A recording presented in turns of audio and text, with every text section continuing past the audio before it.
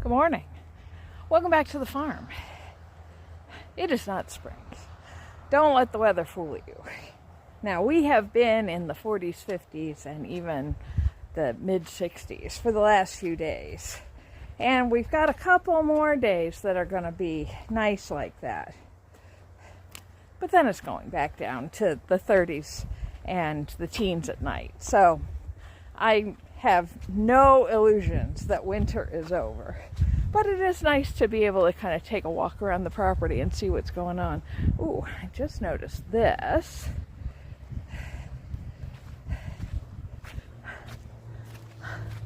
We definitely have somebody living under the garden shed.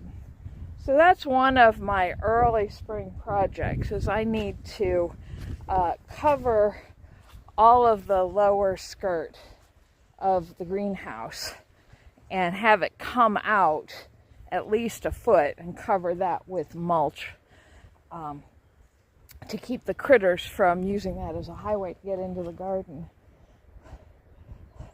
The grave mounds are actually kind of even more noticeable now with no snow on the ground, just because it just really stands out. But it's a good thing, especially those beds are so high. Come over here, let me show you. So you can see how much water is pooling all along here and running out and down there and out into the driveway. Yesterday, Josh and I were out here complaining about all the standing water all over the property. And this literally was just a running stream. So having these beds be so much higher is actually a good thing, because as the soil builds up, it's going to make the drainage on that a lot better. So even though these are really wet right now, the beds will be fine to plant in. I kind of knew all of this was fairly low, squishy. My suspicion, I mean, this is a house from the 1850s. A house from the 1850s in the country had a barn, but there's no place on this property to put a decent barn except right here. This is a nice flat level space. So I'm betting that once upon a time there was a barn here, and that would explain when they tore it down, they would have shoveled all the debris, spread it all around, covered it with dirt, and left it. This is very rocky soil. But it's the only flat place on the property, aside from where the house is. So there had to have been a barn here. And I would love to find pictures of it, but I haven't had any luck yet. I did let the chickens out. They are very happy to be out and about and scratching around. like I said, they've only got a couple of days of it, but I'm going to let them enjoy it while they can. It is pruning season, so I need to get out here, and I have no idea if any of these trees survived the winter, but I need to prune them one way or another and start getting them into shape. I had my fruit tree pruning workshop as part of my master gardener training, not this past weekend, but the previous weekend. So I kind of sort of know what I'm doing. Mostly don't be scared to do things. And what else did I want to get done right away? I think that's it. I've got to go up and do the upper orchard too, and I need to take a look at the bees. I'm pretty sure the bees did not survive the winter, and I'm not necessarily surprised by that. I'm a little disappointed, but that's a beekeeper problem. I never did get around to insulating that hive, and it was a really cold winter. Now, there's a lot of discussion on whether you need to insulate hives or not, and if you ask 5 different beekeepers, you'll get 8 different answers. So there isn't a right or a wrong, but I'm going to take the hit on that.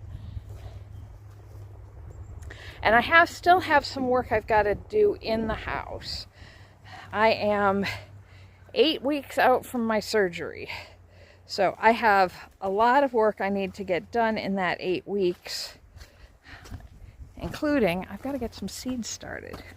So I'm going to go inside. I have to rotate a bed. Not the most exciting work in the world, and I'm not necessarily going to share that with you, but while you're sitting with your cup of coffee and watching this, know that I'm breaking my back rotating a bed so I can put a treadmill under it.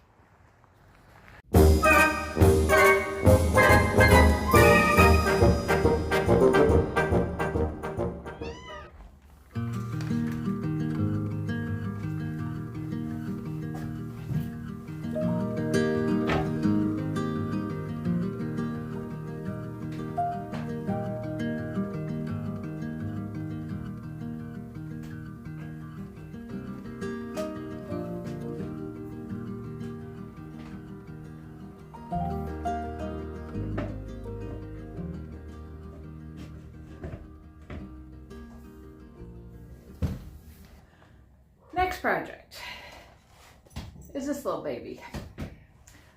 I went to order my chickens for the year, my baby chicks for the year.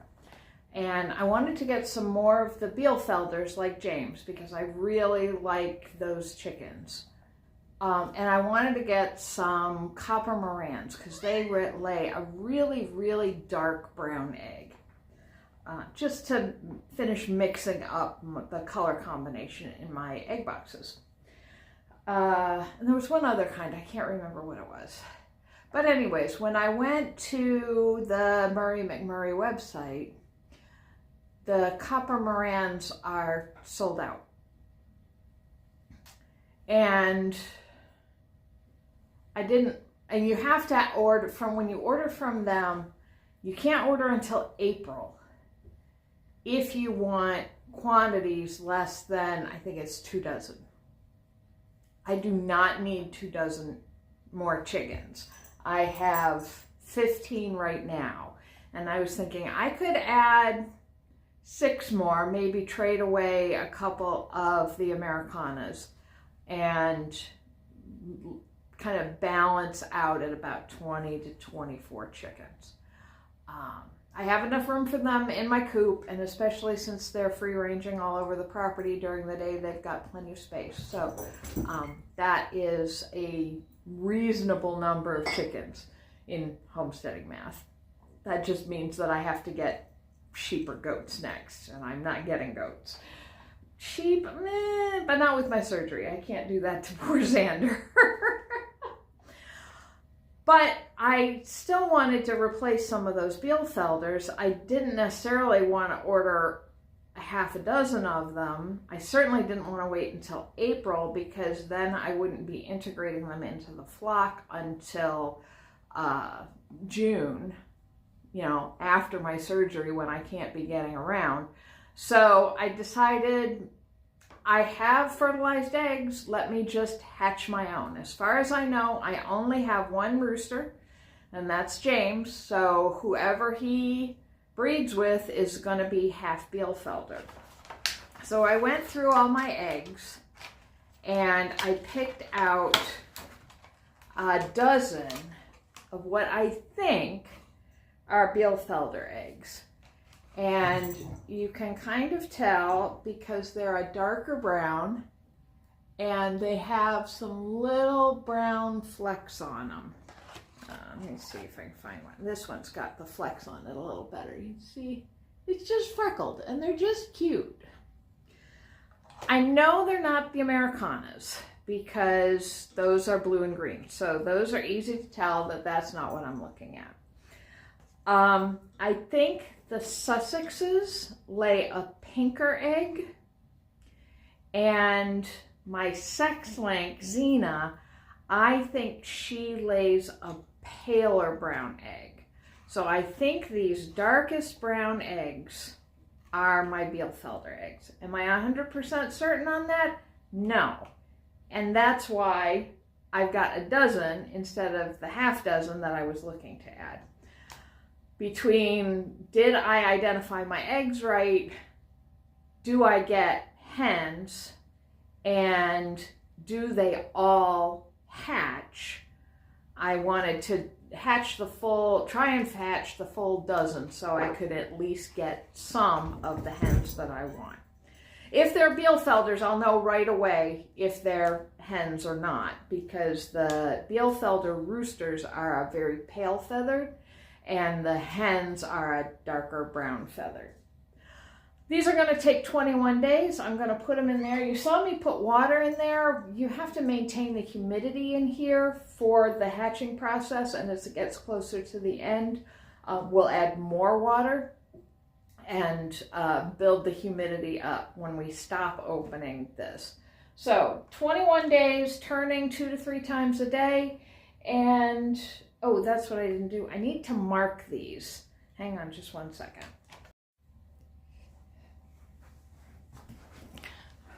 All right, I have now marked these. So I've got a O on one side and an X on the other. And that way I can tell when I turn them that they've been turned. So they should all have X's up in the morning and zeros up at night. So that's what I'm gonna do. Let's get these in the incubator.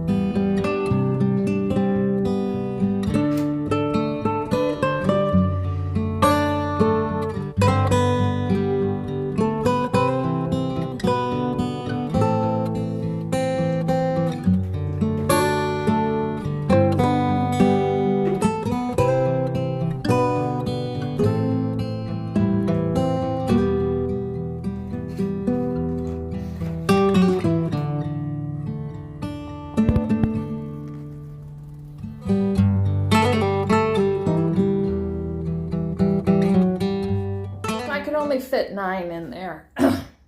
The Bielefelders lay fairly large eggs, so the instructions for this incubator said it would hold 10 hen eggs. I was hoping I could squeeze a little bit more in there, but no such luck. But that's okay. So hopefully if at least half of these hatch, then I'll be happy, especially if they're female. There's no way of knowing when they're in the egg, so we will see what pops out. All right, on to the next project.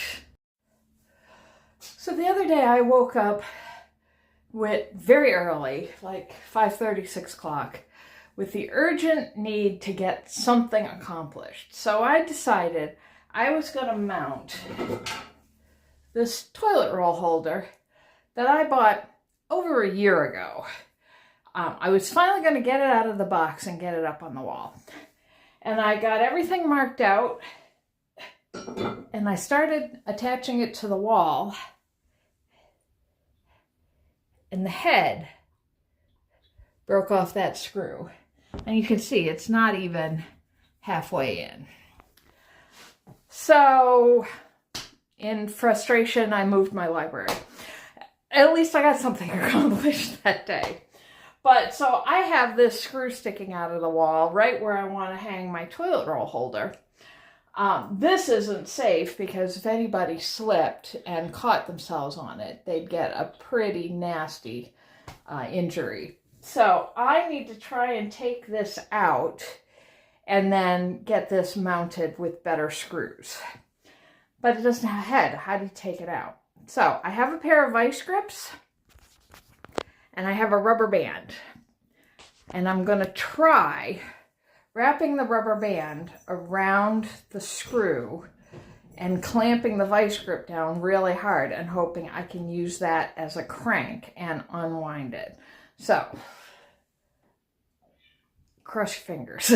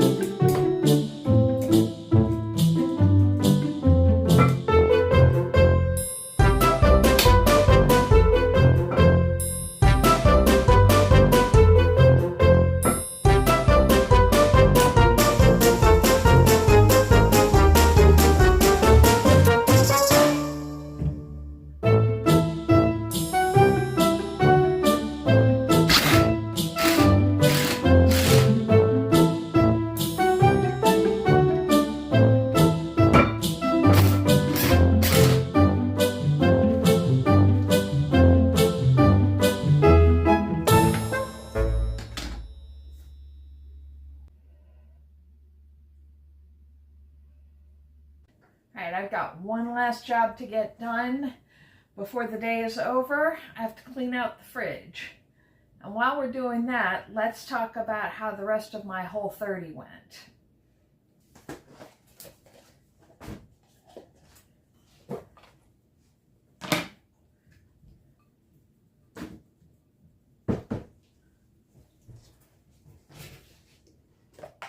Oh, no, no, no, no, no.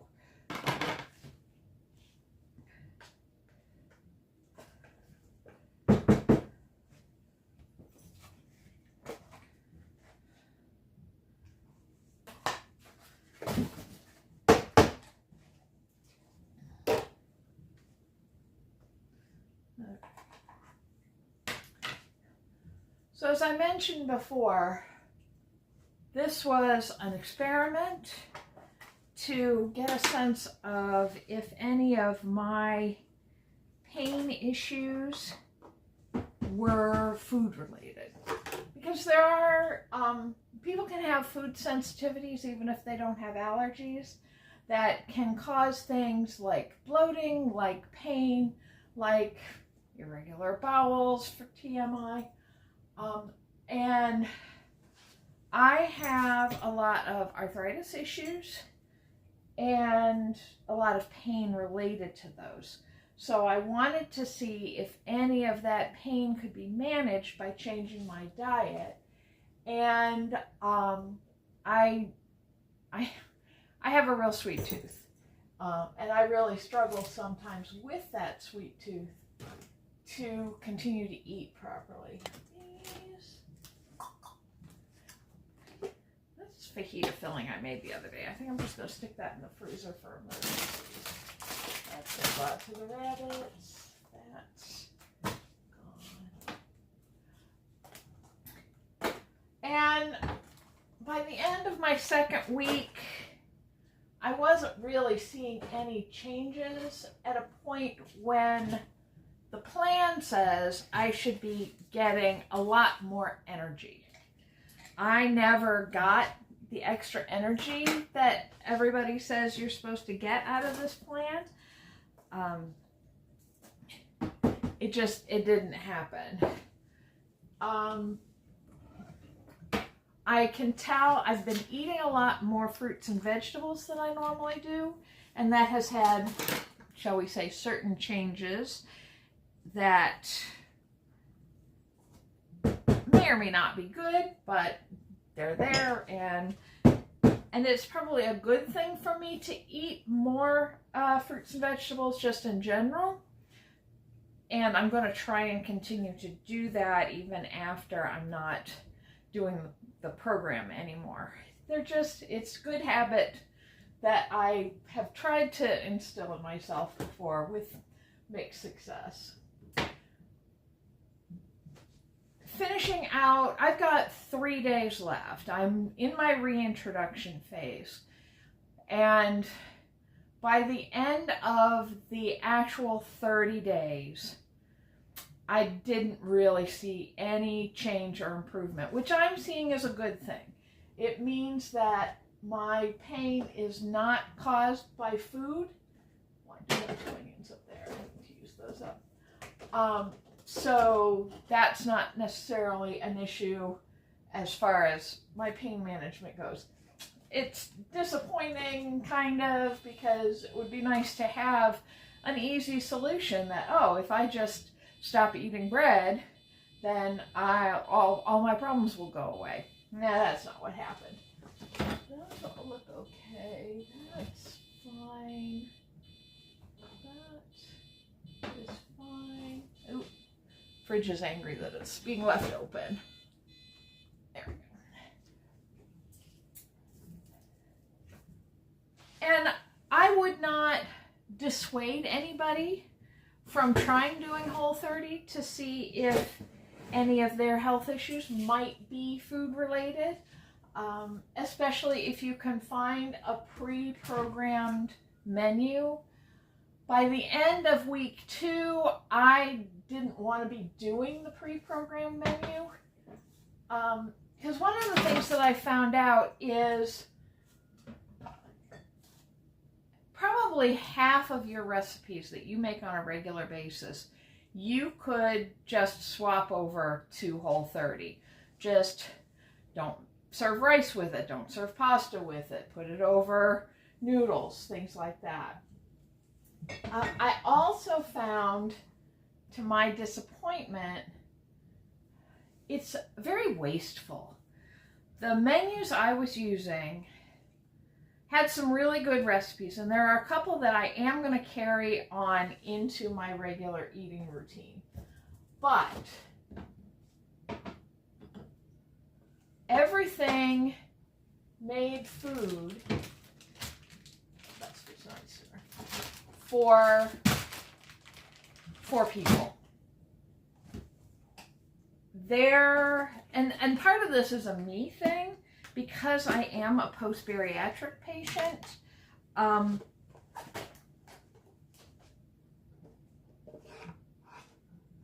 don't eat as much. My portion sizes are a lot smaller than someone who has not had their stomach size reduced.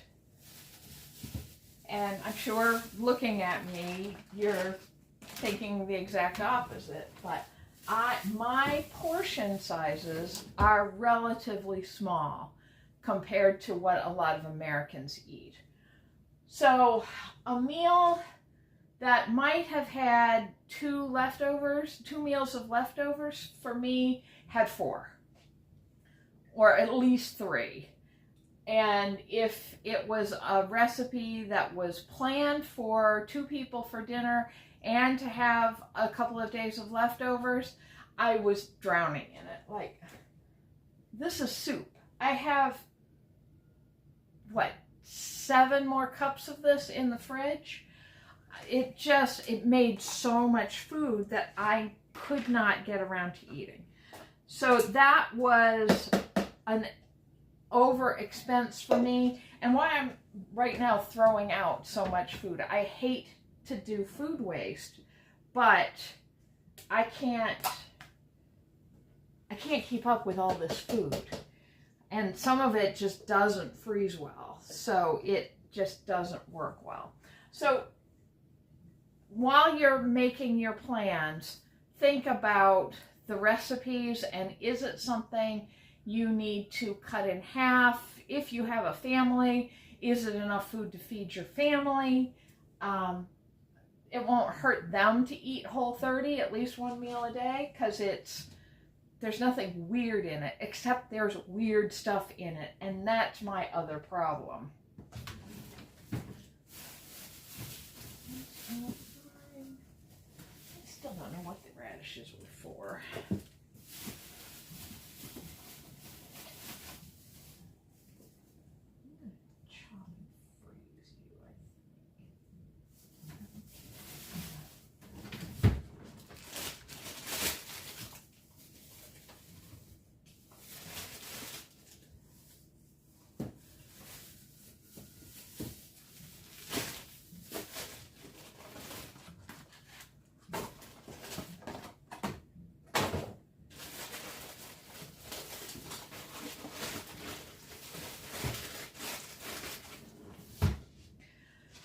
My other issue was the specialized food that you need to have.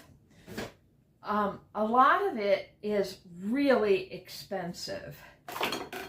This jar of vegan mayo, which is what I use throughout the month, and I went through, this is my 3rd jar of this.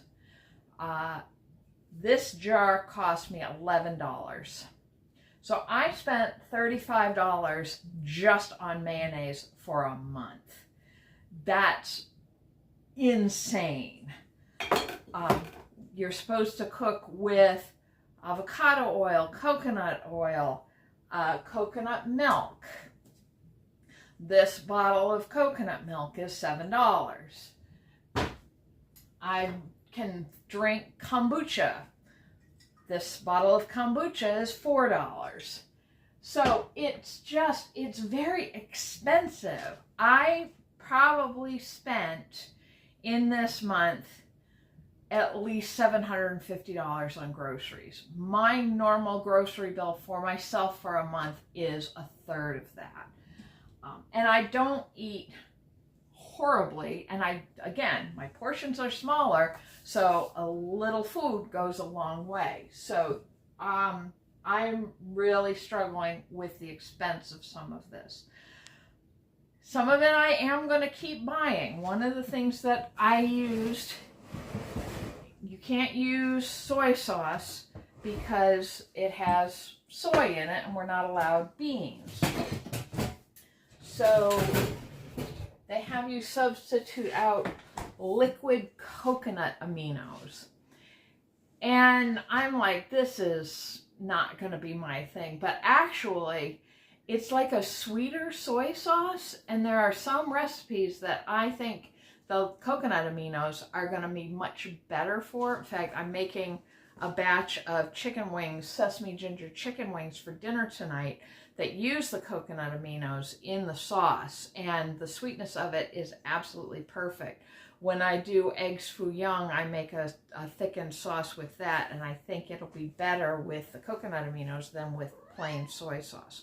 So I probably will keep a bottle of that on hand. It's like $6 a bottle, but I think it's worth adding to my regular pantry list, so I am going to keep that. But as far as the fats go, for the most part, I could have just used the olive oil that I had anyway. And I ended up, that's exactly what I did end up using. I have a jar of ghee. I went through one whole jar in about half of a second. And there are some things that I wanted to use the ghee for cooking eggs with, for putting on top of cooked potatoes, anything where you would want butter, I would use the ghee. It's not quite the same taste as butter, but it got me through. But again, I don't think I would use that on a regular basis. I might make it for myself if I needed it another time. But again, it was really expensive. That was another thing that was like $10 a jar. Avocado oil, a small bottle of it is $11. I made a really great garlic aioli when we saw that with it. And it was really good, but I wouldn't buy it on the regular ever again. I have some left. I may experiment with doing some other aiolis with it. I'm going to experiment with doing that same garlic aioli with regular canola oil, which is what I usually use when I make my own mayonnaise. It's got to be a cheaper way to do this. Don't make mayonnaise with olive oil. It has a bitter taste to it, and it's just nasty. I'm trying to talk to the people right now. You'll live.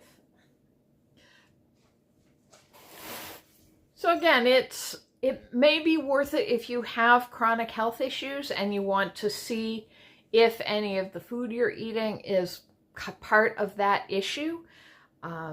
This binder was my godsend. The way the menus I was using were set up was really clever, because she had this carefully drawn out menu for the week, and then on the back, well, I put it on the back, the entire shopping list for the week. And I put those together into a document and then added all of the recipes that I was going to need for that week. And I would take the menu shopping list page with me to the grocery store, which was very helpful, because then if I saw something on the grocery list that I wasn't sure why it was on the grocery list, I could just turn around and look on the menu and see where it was supposed to go. So that really helped me with that. And then this binder just lived on my kitchen counter and made it really easy to reference whenever it was time to cook dinner. And like I said, I'm making the chicken wings out of here tonight, so that's gonna still be in use. Don't expect miracles from this, I think is what I'm saying. And don't do it if you don't have the budget for it. I think if you needed to test out something like this, a better way to do it, if you're strapped for cash, is take everything from a certain food group out of your diet for a week and cook all your regular stuff the same way you normally would, but say don't do dairy for a week and see how your body reacts to not having dairy, and then slowly reintroduce it. And then another week, take out all the beans and see how that works, or take out all of the bread and see how that works. Just take it one step at a time and experiment slowly. You've got time. You don't have to do it in this big crush. It was helpful for me because it distracted me from some other things going on here at the house, especially Morgan being gone. I missed him, but I didn't have time to miss him because I was so busy worrying about food and cooking all the time. Another thing I'm coming away from this with is a reminder about meal prep. Meal prep really is a good idea if you have the time one day a week to do it. It was really nice the days I could just go in and grab the chicken salad and make a bowl of chicken salad for myself. Or I had prepped peppers and onions and potatoes to do a breakfast fry up. And I may continue to do some of that. I'm going to prep more stuff for the freezer, especially with my surgery coming up. I need to have food prepped for at least 2 weeks that I don't have to stand up and cook. I can just tell Xander, my middle son, to take it out of the freezer and we can have dinner from that.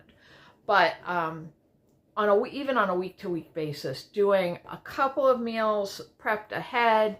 If you're doing stuff in the crock pot, a lot of it you can put together ahead of time and just dump it in the crock pot the day of. I know I have in the past done once a month cooking, which is marvelous for being able to put meals in the freezer that, again, you don't have to think about it. They're just ready. I did find those to be very caloric, very starch heavy. And so for what I'm trying to do by eating a little healthier, this might not necessarily be the best program for me to do, but there are things that I could put together that I could throw in the freezer and have them ready to go. So if you have any questions about Whole30, let me know. I'm happy to share anything that I've learned during this month. Will I do it again? Probably not. I may just try and occasionally go cold turkey on the sugar just to give myself a break from that. The one thing that all the write-ups about it tell you is, oh, fruit is going to taste so much sweeter by the end of this. Fruit does not taste sweeter. I'm desperate for it, so I'm eating a lot more of it, but it's not satisfying the cravings I have for a piece of chocolate cake right now. I'm glad I did it. I've learned more about myself from having done it, and it's very satisfying to be able to say, oh yeah, I did a whole month of not eating any of these foods, but I don't need to do it again. It's like going to Disney World for some people, myself included. You only need to go once. You don't need to go more than once. Or I guess in my case it would be Vegas. I don't ever need to go back to Vegas. I've experienced it once. That was plenty. So, but that's a Sunday in my life. Happy. I hope the time change has not thrown you for a loop like it has for me. I can't believe it's only 3:30 and I've done everything I had on my list today. But we'll get back at it tomorrow. This is actually my first week that I do not have a pottery class on Monday nights. This session I've changed to a Wednesday night pottery class. I'm taking the Throwing Big class, and we'll see how that works out for me, but that's on Wednesdays. So it's going to be nice tomorrow to get off work and just be able to sit on the couch and read a book for a couple of hours. I hope you get to do that. I've got 3 more days till I can have a cup of tea with sugar in it, and I am counting the minutes. And I hope you'll come back and see what we get up to next. Good night, everybody.